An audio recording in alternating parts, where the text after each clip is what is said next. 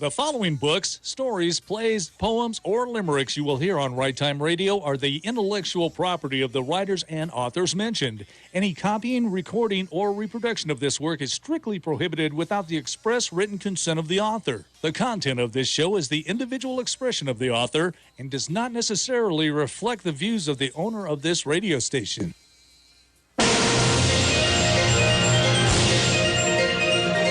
It's the right time for Right Time Radio. I'm Tom Bruno. And I'm Lynn Donovan.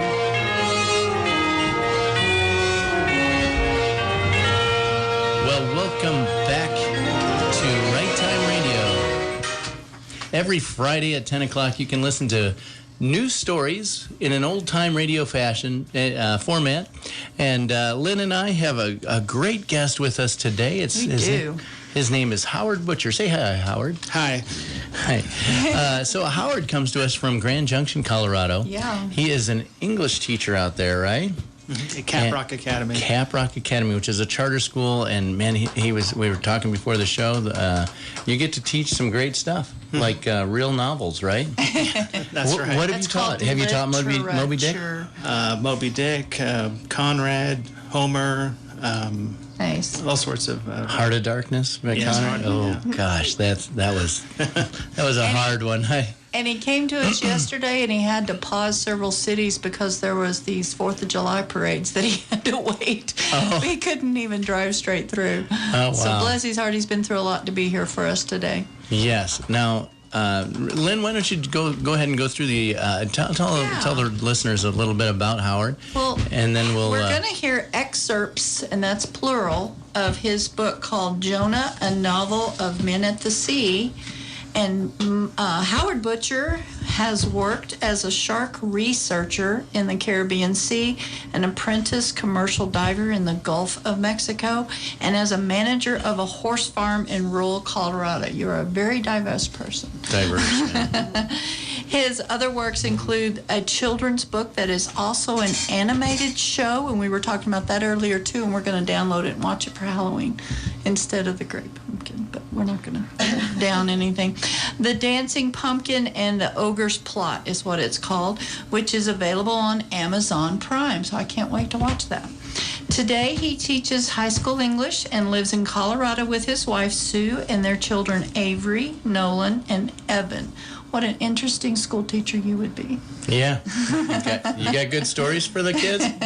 I do. Yeah. It'd be hard to get through the class because we'd be wanting to know his stories, wouldn't we? So, yes. And now your story today is these excerpts is from a novel that's pretty graphic. Would you say that? It depicts offshore work in the Gulf of Mexico, and faithfully describe the nature of the work, and they're pretty rough characters. And the nature of the people. Yes, yeah. And so the novel, this is a very G-rated excerpt. Yes. I just want the listeners to know that because Yes. we are a family show. That's right. But it is a fascinating novel, I and agree. it's available on Amazon and Barnes & Noble and also Walmart, right? Yeah. So, feel free. This is going to whet your appetite, but we want you to know, well, I'll let you tell them. This is not, you said this is faithful to the characters out there. Right. It would be rated it's R not, if it were a film. Right. Yeah. So it's not family, but, most people like our movies. So, Yeah. so That's why they call them roughnecks, too, right? That's right, exactly. right. But Yeah. we just want the listeners to know that. But we really encourage you to get the book because it is some fascinating stories. yeah, it very different than, and that's what we like about Right Time Radio. We get Yeah. all kinds of stuff on here. So without much more preamble, we're going to let Howard read this, and then we'll talk to him because he has led a fascinating life, doing some of everything. Well, let me ask you: most of the stuff that you describe in this coming story, you've done. Yes, the not diving. all. Yes, actually, in these 2 chapters, it's very faithful to what I did. Yeah, exciting stuff. Here it is, The Tiger Shark's Head. From the novel Jonah, a Novel of Men in the Sea by Howard Butcher. Chapter 16, The Tiger Shark's Head. Jonah slept all day. When he woke up, he went straight into the tap room to eat a sandwich and check for telephone messages. It was just one message. A retired diver named Porter had called to say the tiger shark head Jonah had ordered a month earlier had come in. Like many divers, Jonah liked to collect souvenirs from the sea. He planned to cut the jaws from the shark's head and make them into a trophy.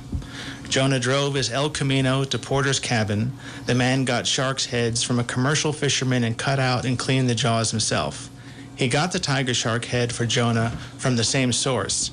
It was huge. The head had been chainsawed off a 12-foot-long tiger shark. Now it was inside a plastic trash bag. Jonah carried the tiger shark head and a large bucket of hydrogen peroxide out to the El Camino in 2 trips. Bear hugging the shark head, he placed it in a carryall. He set the bucket down inside the car on the floor of the passenger side.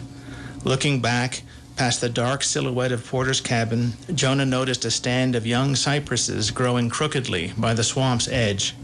They looked like black, gnarled scarecrows hovering above the thin mist stirring over the bayou.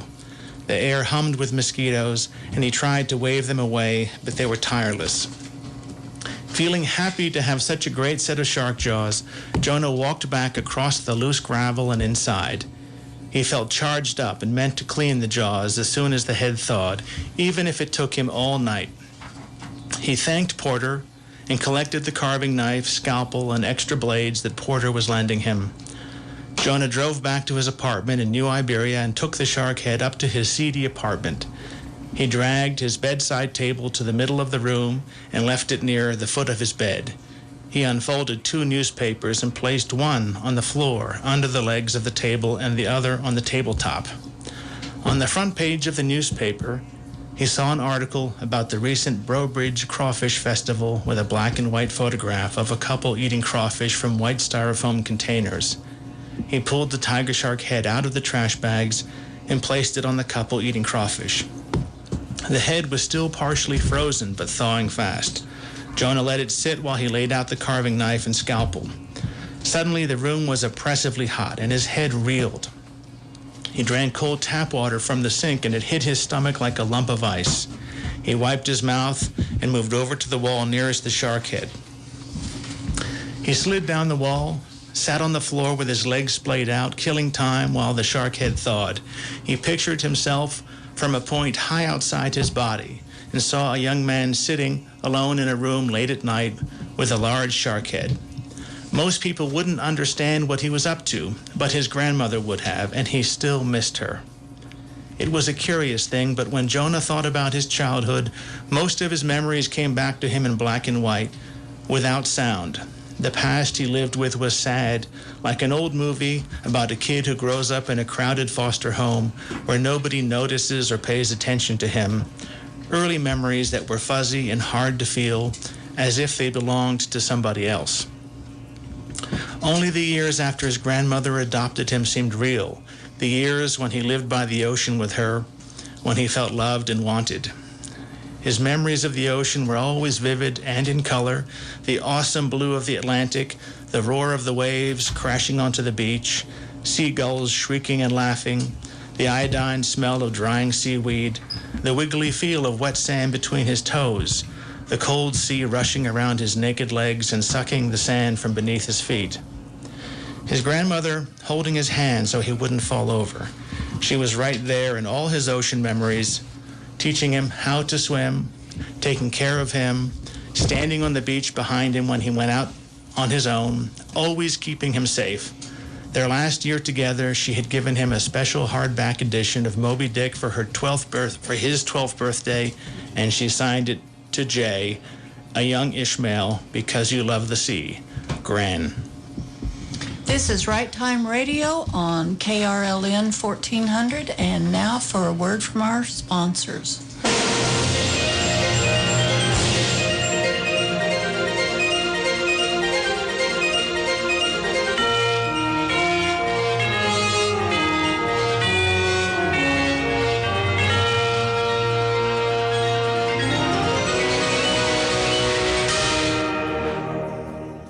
Have you been to Papa's Italian restaurant in Florence? If you live in Canyon, you might not have. Come to Papa's for a great dining adventure and the best pizza in Fremont County. We have 3 kinds of fresh salads, savory calzones, a lot of unique sandwiches, and pasta, including the meatballs, which are my Grandma Bruno's recipe that we simmer all day long. We are big supporters of the arts, and we look forward to serving you in Florence, corner of Santa Fe and Maine, 784-7888. The character who portrayed Jesus in The Shack said religion is way too much work. I don't want slaves, I want friends. That idea is echoed in John 15:15. At Freedom and Faith, our ministry is built on those same principles. Our Heavenly Father and His Son want a personal relationship with you. We invite you to join us on our journey to truth in Scripture and personal relationship every Sunday at 10:15 at the Canyon City Rec District, 575 South Ash, 269-1575. What are you going to do while you're here in Fremont County? There's so much to choose from. Visit a winery. Check out some real Wild West history. Hike along the Riverwalk. Go camping, glamping, or stay a while at one of our bed and breakfasts. How about a zip line tour, a helicopter tour, river rafting on some of the best rapids in the country, or fly fishing along our gold medal stretch of the Arkansas River? Just some suggestions from 8 Mile Bar and Grill and Echo Canyon camping, glamping, and rafting tours. KRLN weather, sunny and hot today with a 30% chance of afternoon and evening thunderstorms. High today around 92. Mostly cloudy this evening, then becoming partly cloudy overnight, that'll near 60. Mostly cloudy and cooler tomorrow, 70% chance of thunderstorms. High tomorrow around 78. 53 was our low this morning after a high of 93 yesterday. From the weather station, 79 degrees. Radio 1400, KRLN. Back to Right Time Radio. I'm Tom Bruno. With us in the studio, well, first, just thank you to Fremont Regional Hospice. They're our sponsors. And we're back to completing this excerpt from Jonah, a novel of men and the sea. And here's Howard Butcher. Jonah sat on the floor, his eyes level with a shark's eyes, losing track of time as he watched the head thaw. By degree, her eyes unclouded and ultimately turned a shiny black-brown. Blood seeped from the raw decapitation, forming a small pool on the newspaper. Yet the shark looked so fresh, returned Jonah's gaze with a visage so near life that he wondered drunkenly if by some miracle she was still alive. He leaned wearily back into the wall and breathed deeply. A tranquil reverie settled over him. A faint splash of salt spray touched his ears. A pelagic wilderness opened before him. And with a deep sigh, he closed his eyes and saw the shark as a living creature, bodily whole and robust, the free-swimming and supreme predator she had been. Forward she glided, always forward and deep down beneath it all, propelling herself through and over layers of blue, piercing the waters nose first with heavy sweeps of her crescent tail, taking into her broad mouth and breathing through her gills the life-sustaining seas.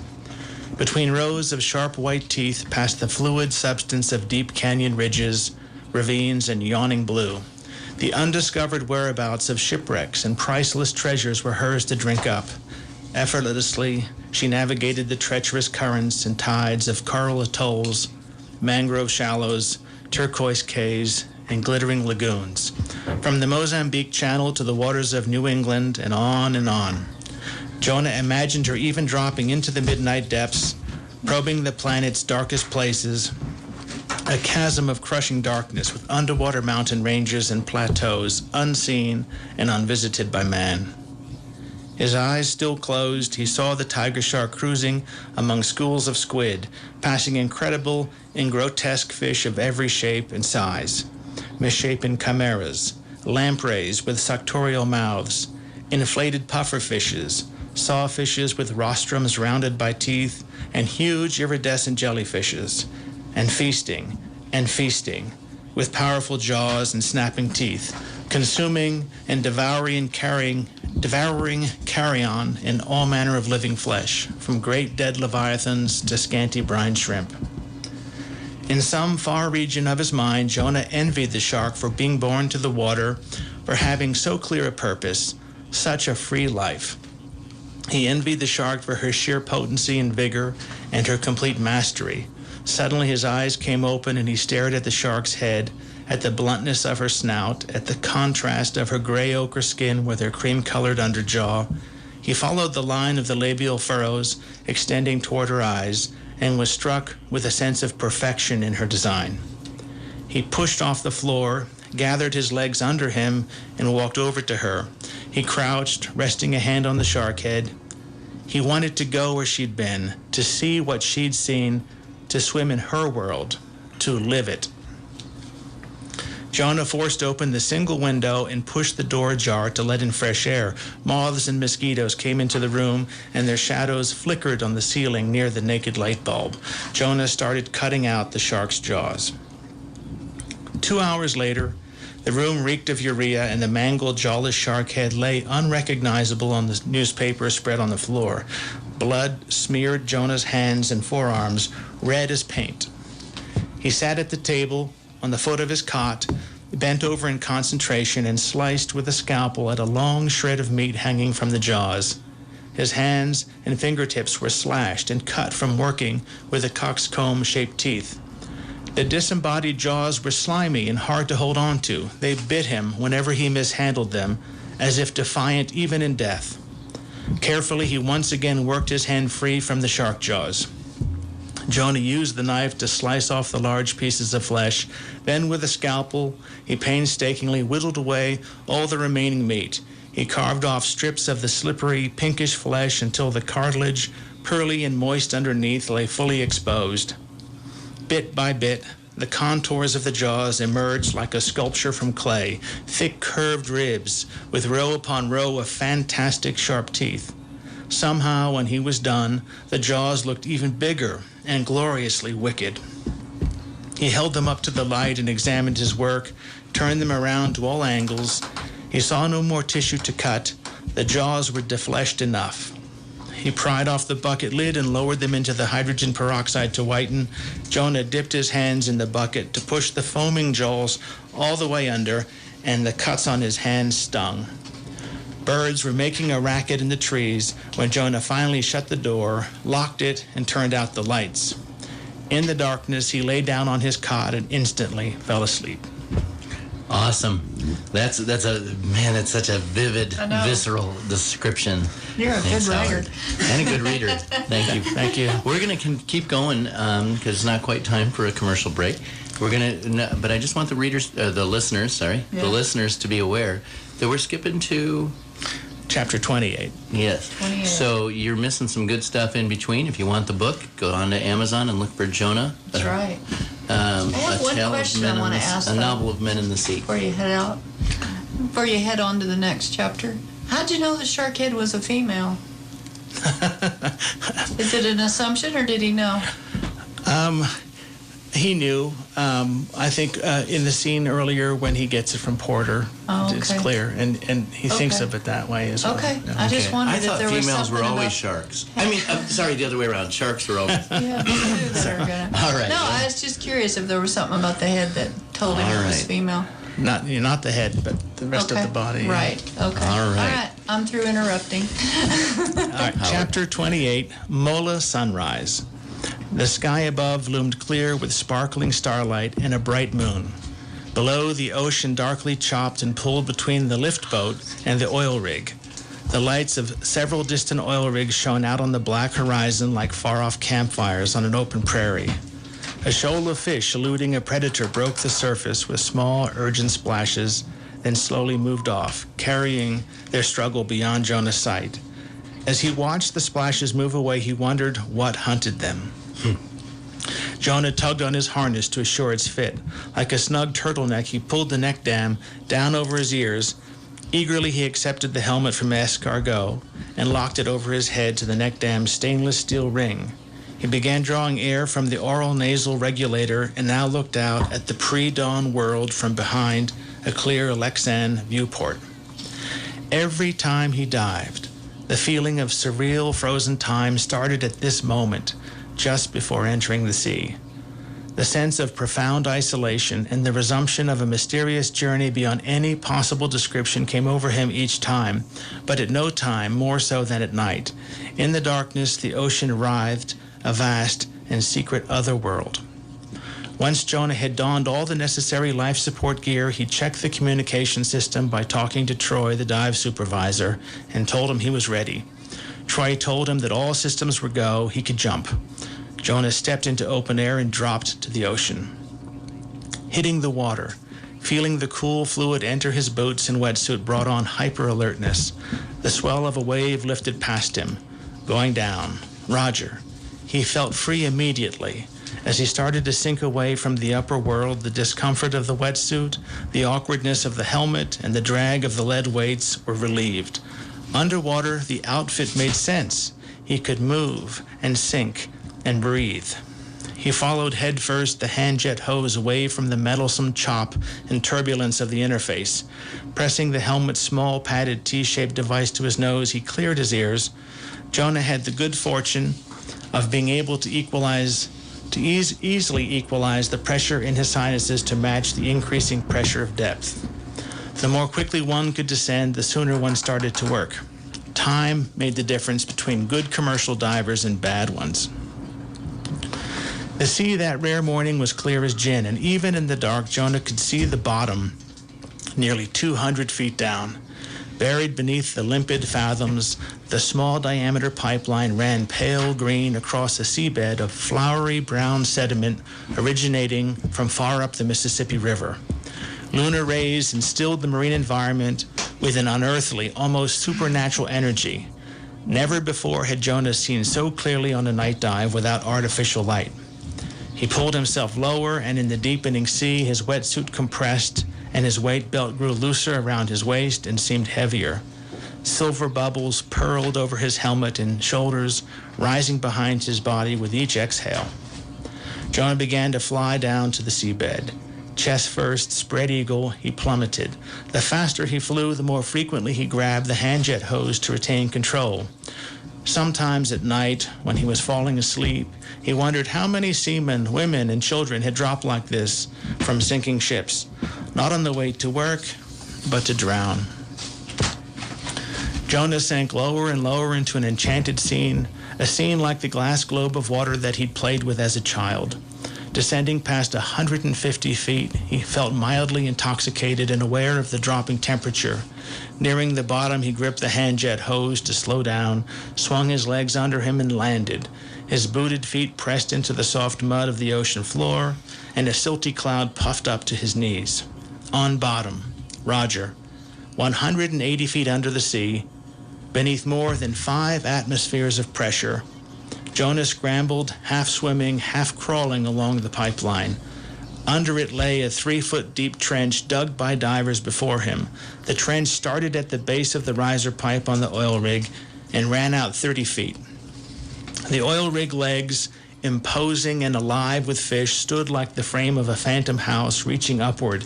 Beyond it, the ocean was murky and deeper. Anything could be watching from out there. Jonah followed the pipeline away from the oil rig legs to where the trench ended. The T-bar of the hand-jet lay slung by its hose over the pipeline where the last diver had left it. Jonah picked up the weighty T-bar. Topside, I'm on the hand-jet. Roger, you ready for power? Troy asked. Roger, ready for power. Stand by. Roger, standing by.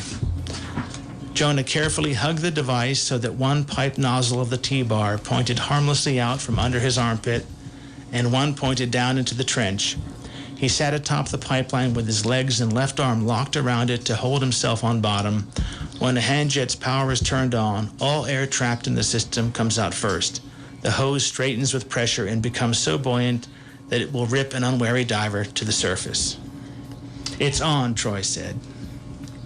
And that's Right Time Radio, and we will be back in a little bit with more of Jonah with the men at sea. This is so fascinating. I can't wait till we get back from the commercials. But here are our commercials now.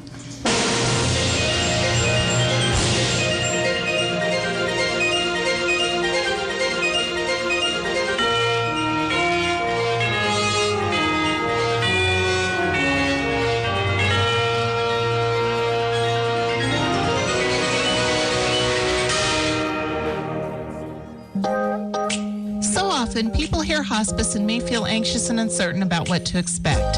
At Fremont Fremont Regional Hospice, we are here to help make that process a little less intimidating. Our caring staff strive to provide top-quality comfort care to patients and peace of mind to their families. To learn more about how we can help, come by our office at 1439 Main Street in Canyon City or call 275-4315. Fremont Regional Hospice, your hometown hospice. Prayer is a time to talk with God, not at Him. This week on the Lutheran Hour, Dr. Michael Ziegler and his guests explore how prayer can be a conversation with the God who is genuinely and eternally interested in us. Hear Dr. Ziegler's message, A Time to Talk, this week on the Lutheran Hour. The Lutheran Hour is brought to you each week by St. John's Lutheran Church. Listen Sunday mornings at 8 a.m. on 1400 KRLN. There are 9 Ulta convenience stores in Fremont County, and all are a Money Day store location. So be sure to stop in every Tuesday afternoon at 2:30 for the Money Day giveaway party and enjoy the convenience of these great specials. Gatorade 28-ounce bottles, 2 for just $3.50. Body Armor 28-ounce, 2 for $4. Vitamin Water 32-ounce, 2 for $3.75. Buy 18-ounce bottles, 2 for just $4. Rockstar 16-ounce, only $1.99. And get $1 off all Market Fresh sandwiches. Find these specials and more at Ulta convenience stores. From kittens to horses, the doctors at Rose Veterinary Hospital care for both small and large animals. They also see exotics now, too. The state-of-the-art hospital includes x-ray, ultrasound, and surgical capabilities. Dr. Rose and her team of experienced doctors, technicians, and staff have built a reputation rooted in preventative medicine and compassionate care. Go to Rose Veterinary on High Street in Canyon City, and you'll find skilled animal lovers determined to keep your pets happy and healthy. Make your appointment today at 275-1909.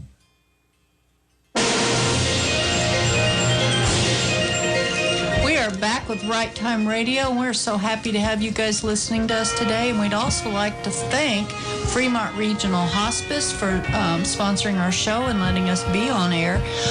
And so we are going to go back to more of Jonah with the novel of Minute C, and take it away, Howard. It's on, Troy said. Roger that.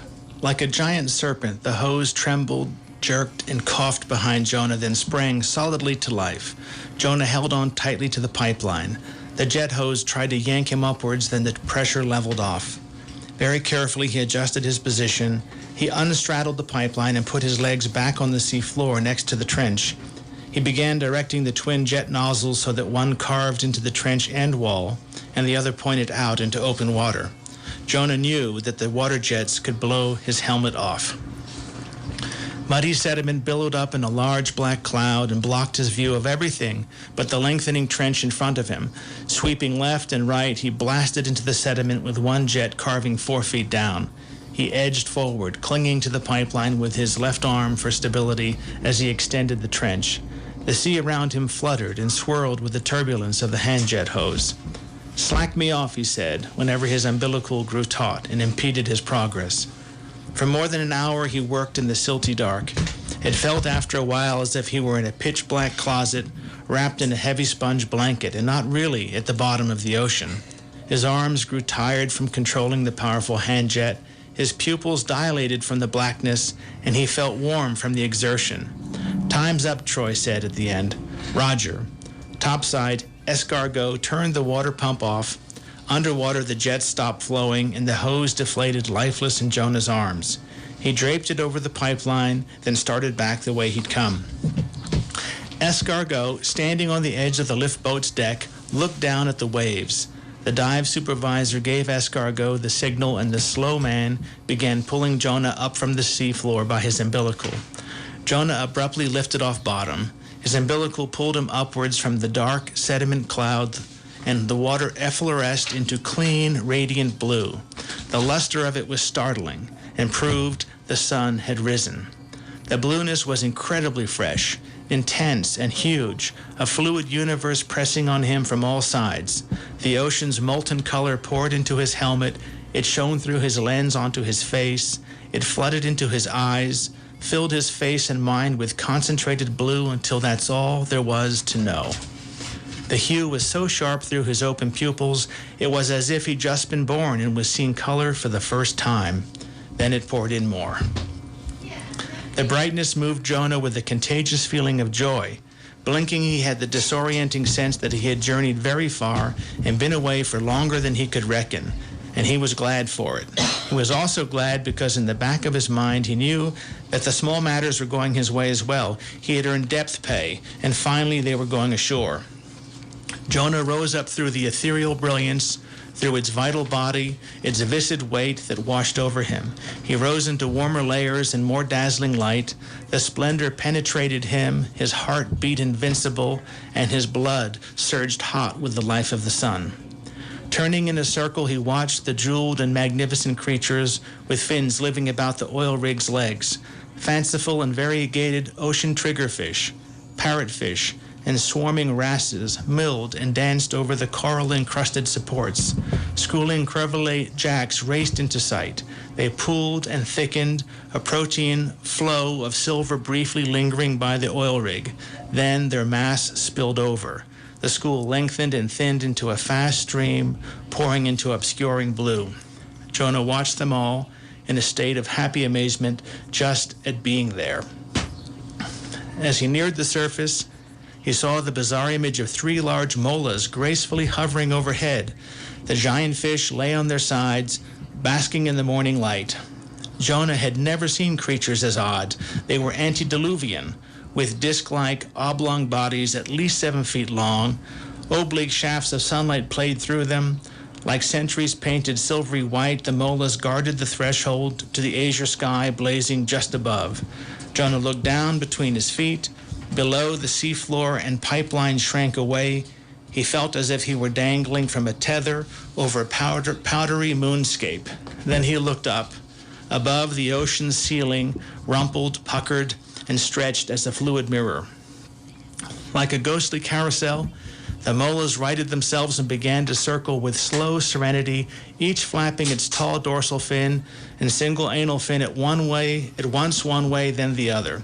They did not scatter as Jonah emerged, exhaling bubbles among them, but with large, soulful eyes gazed at the man in deep-sea dress. They looked on him with mottled faces and gentle, patient expressions, as if they had been waiting for him a long time. Gamboling about their moonish, head-like bodies flitted tiny striped fish nipping parasitic copepods from their pale flesh. The molas gathered before Jonah with a considered gentleness and a peacefulness that made him think of 3 monks. Maintaining their vertical equilibrium, the 3 monks slow fluttered closer, flapping their dorsal and anal fins like the wings of a bird flying sideways. They seemed curious and ready to communicate. But try as he might, he could learn nothing from their inscrutable faces. He had no time. In a cloud of bubbles, he broke through. Dripping salt water, Jonah pulled himself out of the ocean. Gravity sucked at his arms, bobbled his helmet, and yanked at his weight belt. He climbed hand over hand into the humid heat of the day on a long, crude steel ladder made by the welders. He felt smothered in his gear, and for the first time that dive, wet.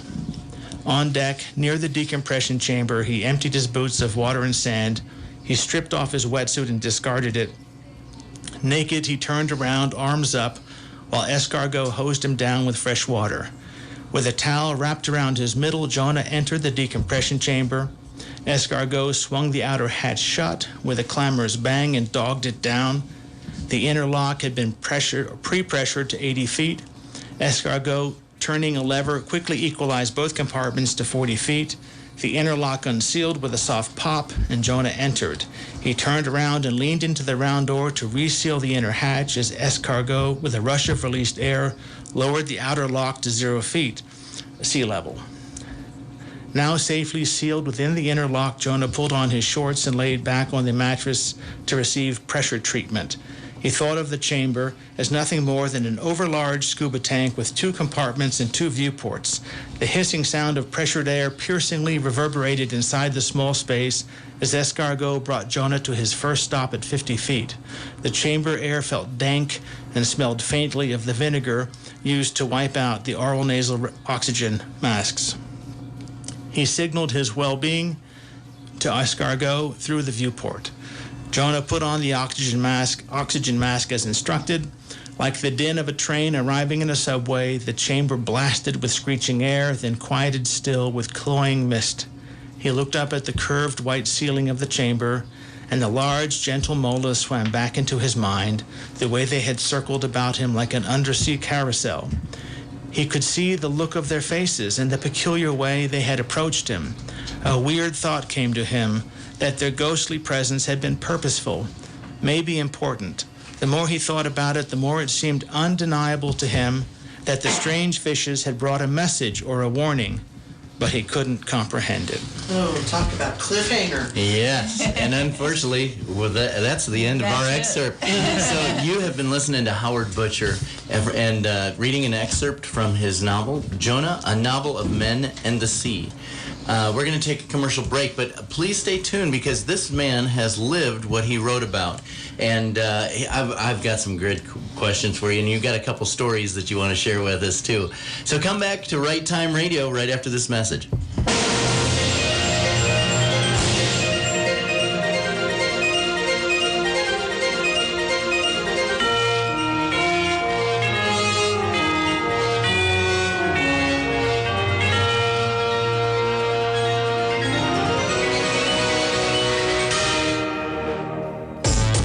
All you artists out there, this is Mary Shell. Stop driving to the Springs of Pueblo for your art supplies. We now have our own art supply store right here in Canyon City.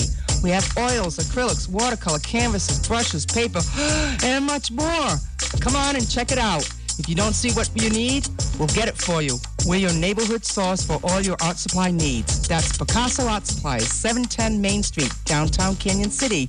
Open Monday through Saturday, 10 to 5 p.m.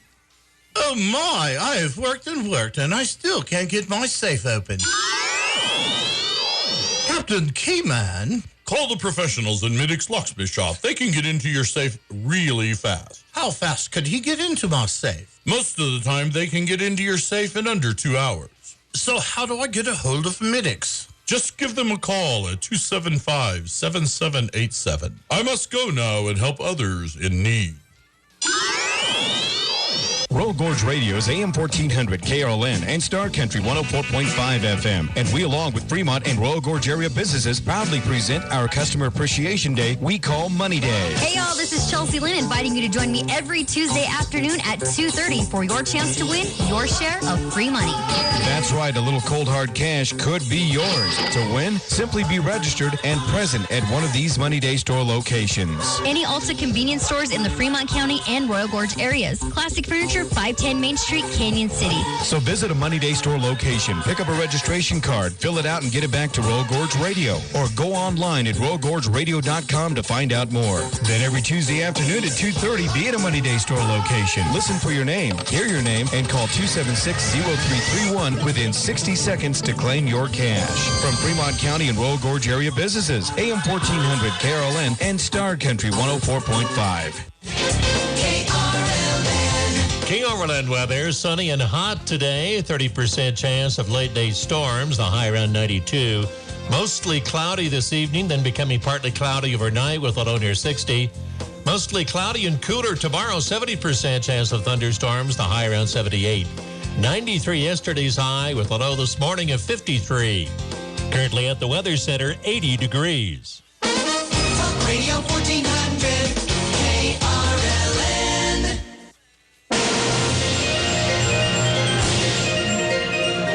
Welcome back to Right Time Radio. I'm Tom Bruno with my co-host Lynn. Hi. Hi. Hey, we again Fremont Regional Hospice. Thanks so much for sponsoring our show. Yes. Thank you, Fremont Regional. And hey, we want to do a couple administrative things here before we talk to Howard Butcher, author of Jonah, a Novel of Men and the Sea. If you have a story you'd like to submit, this is a Colorado Writers Forum for that. We're a locally produced show. Thank you, Carrie, who's smiling at me over here. Carrie is the manager of KRLN 1400 and, of course, KSTY on the FM, yeah. Right. And so thank you very much for allowing us to do this show. Oh, you're welcome, and it's been fun to meet all these authors and from around Colorado even. Right. So did you travel all the way here? Yes, from Grand Junction. Yeah, amazing. Yeah. So thank you for that. That's a 6-hour drive, right? Yeah. Or 4 to 6. It took him longer because he had to wait for 4th of July everywhere. They couldn't come straight through. Oh, my goodness. Well, thanks for traveling here. Appreciate that. So listeners, don't just be listeners, be participants. So we want you to come send us some stuff. Lynn, if you want to contact Lynn and I, it's righttimeradio@gmail.com. That's WRITE, righttimeradio@gmail.com. If you want to see listen to previous broadcasts, those Lynn posts every week. I can't take any credit for that. Lynn posts those on our website at Right Time Radio, WRITE, righttimeradio.my-free.website. We'll even welcome bloggers, people that are writing for a living or trying to write for a living. We want to hear you here too. So and so coming up next week, what have we got, Lynn? Oh, we have got a radio drama called Alien at 4 Mile Creek. It's a fun story, and we're going to have a lot of kids in the studio. We've got local actors that are children that are going to be reading the parts because the characters in the drama are children. And they're based on my grandchildren and the kids in our neighborhood. And so this whole story is based on kind of my neighborhood. Yeah, and it's local story, It is a local set story. local characters. I mean, local kids. Yes. When I first started working here 10 years ago, one of the things I found funny, and it's still up there on that bulletin board in my old office, alien hotline. Yes. So, because I guess there's a lot of reports of aliens. That's actually here. what inspired me to write this. Yeah, so, really? Yes. So anyway, that'll be next interesting. week. Yeah. So let's get back to Howard. Howard, thanks for being on this show. You read well. Howard. You write fantastic. It Awesome. makes me excited. Thank you. I need a dictionary, though. I've learned a lot of new words from Howard. I keep cutting poor Howard off here, but the word of the day on dictionary.com is thalassic. Do you know what that one is? I had never heard of this. No, so spell it. THALASSIC, of or pertaining to. No, I don't know that. The sea. Yeah. And so you used a word called pelagic, but this is the word of the day. I mean, I didn't make that up. Yeah. Perfect for today. That's awesome. So Howard, the mola, and listeners, we can't show you the pictures of these molas. When Jonah is coming up and he sees these molas, what do molas look like, Howard? Well, they as the text says, they have like a moon-shaped body, and they have a dorsal fin and an anal fin, which is it's directly opposite the dorsal fin, and so it looks like if you can imagine the moon with the dorsal fin sticking up and the opposite fin. Are they also called sunfish? Ocean sunfish is another name for them as well, and they get very big and they're very unusual. Like bigger than divers. Yes. If you look up mola fish on Google Images. Yeah. And I'll post a picture of it on our Facebook good page idea. too. Yeah. Our group.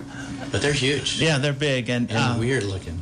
They are weird looking. That's I right. agree. I think I'd freak out if I was diving. So I want to give you a little I want you to give the readers a little teaser. You did like that. These were symbolic. They were trying to communicate what was happening to poor Jonah here. So just to set the table a little bit on the story. At the beginning of the story, Jonah is an apprentice commercial diver working in Louisiana in the Gulf of Mexico, and he comes to work and he is assigned to partner with a new employee. The new employee has just been released from Angola maximum security prison.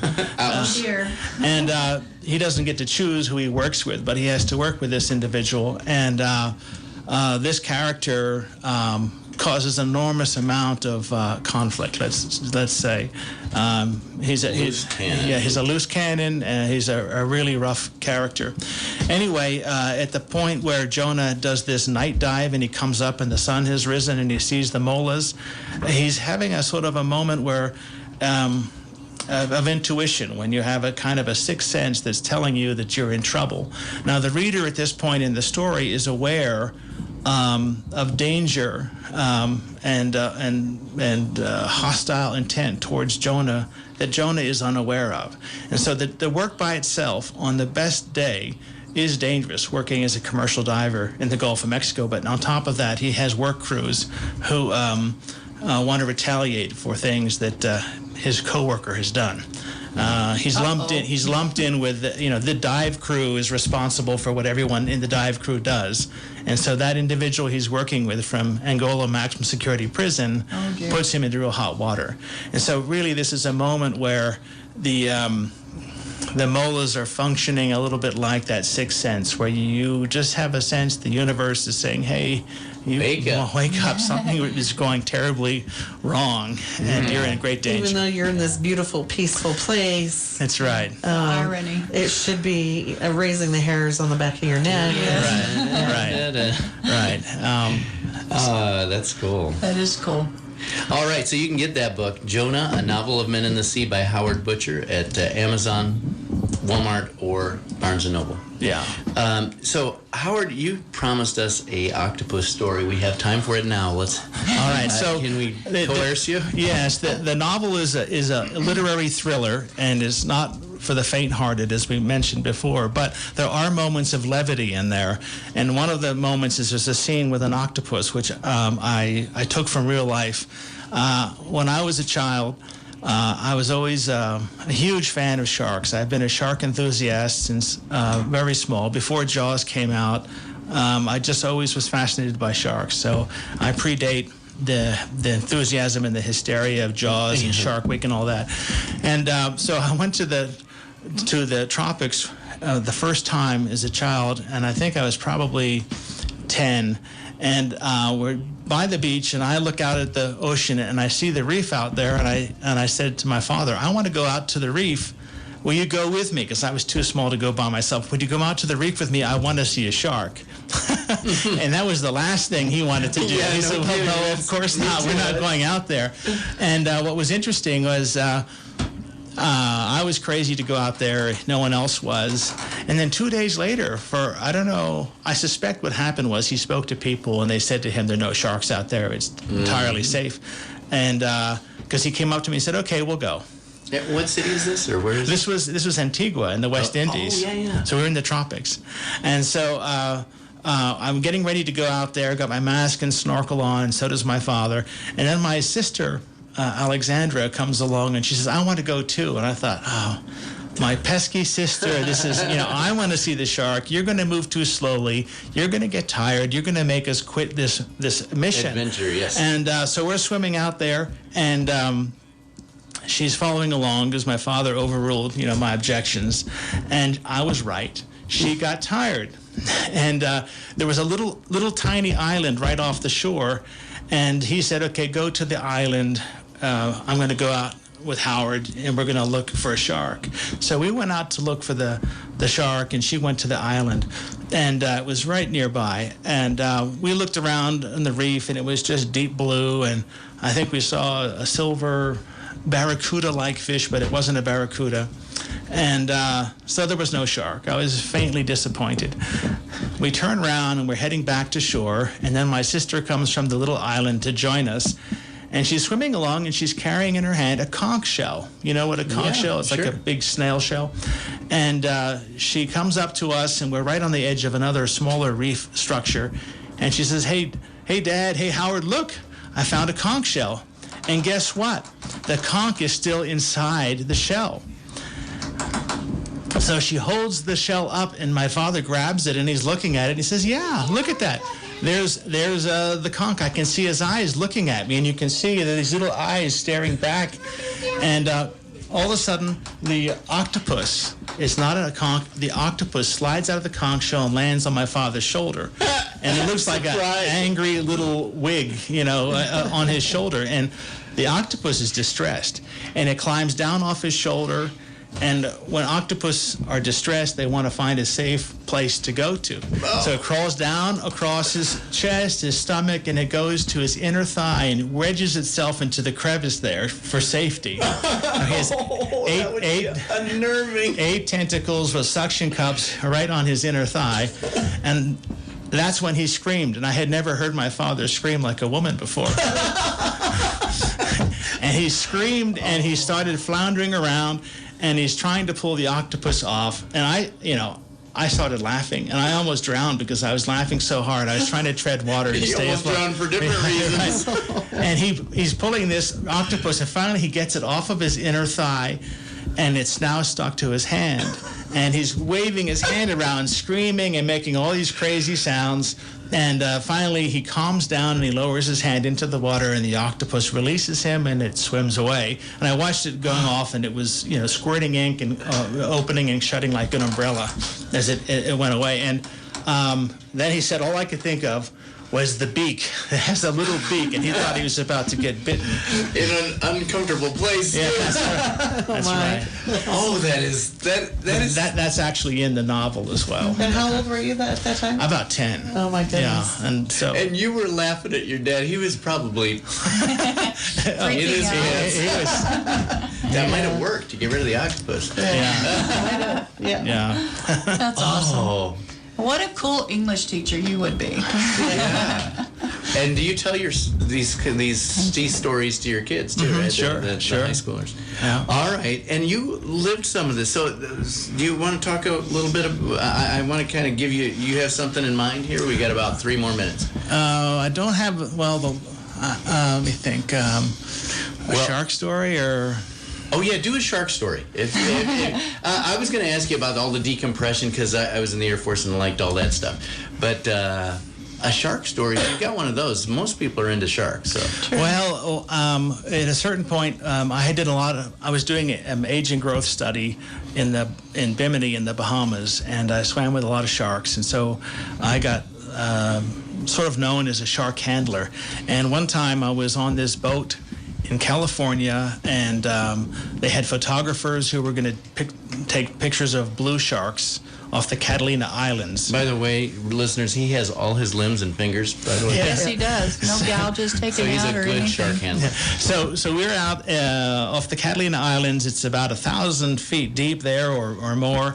And I'm the guy who escorts the camera men and women to and from the cage. So I'm out of the cage the whole time.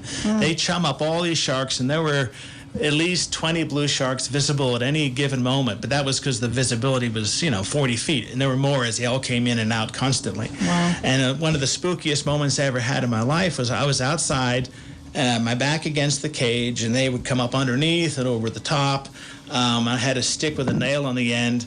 And the blue sharks are easy to handle because they come in so slowly, like a big old puppy dog. You can swat them and they go away. But then all of a sudden, this happened. A new shark was coming in from beyond the blue curtain of visibility, and it had a conical snout like a white shark. And white sharks do exist in that area. They do frequent that area. And I thought, oh my gosh, we have a white shark coming in, and I'm out of the cage. And as it came closer, it was a white shark's cousin. It was a mako shark. And those are among the fastest fish in the sea. Totally different than a blue shark. And he was looking at me. He came here to feed, and he's looking at me with his dark, intense eye, trying to figure out how he can eat me. And the thing that scared me was he would flick his tail, and he would move so quickly, it was as if he were teleporting. He's over there, and next thing he's right next to you, looking at you. Whereas the blue sharks would come in real slow and lazy. The mako was like, boom, and then he's right there on top of you. And I stuck my head out of the water, and I told the crew, hey, take the bait out. It's getting too hot down here. That was one of the scariest moments because he was a big predator there to feed, and there was nothing there to eat except for me. That's an amazing story. Yeah. Howard Butcher, thank you so much for coming all the way from Grand Junction. Who happens to me to look like Richard Dreyfuss in a way. I agree. And also, thank you guys for putting this on every week. Right Time Radio. We love it. Okay. All right. Well, see you next week. All right. 10 o'clock on Fridays. 10 to 11 every Friday. Right Time Radio. Tune in right here.